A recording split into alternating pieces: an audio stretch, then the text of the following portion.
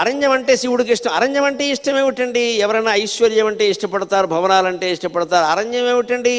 నిజానికి గమనించే వాళ్ళు కోటీశ్వరులంతా చేస్తున్న పని ఏమిటో తెలుసా?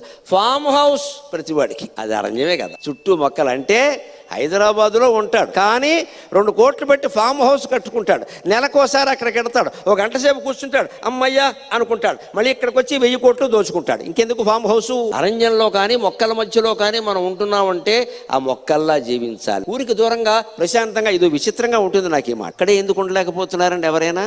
2-3 కార్లు, అమ్మో మెట్రో అన్నీ ఎలా పోతాయి? అవన్నీ ఉండాలి. అప్పుడప్పుడు విహారయాత్రకి వెళ్ళినట్టు అక్కడికి వెళ్ళాలి. ప్రతి వాళ్ళు ఇది ఒకటి కట్టుకుంటున్నారు ఈ మధ్యన.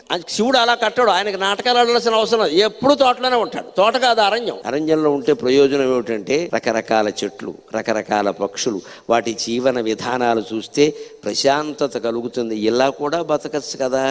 ఎందుకింత సంపాదించుకుని ఏడుస్తున్నావు? ఏం చేసుకుంటావు?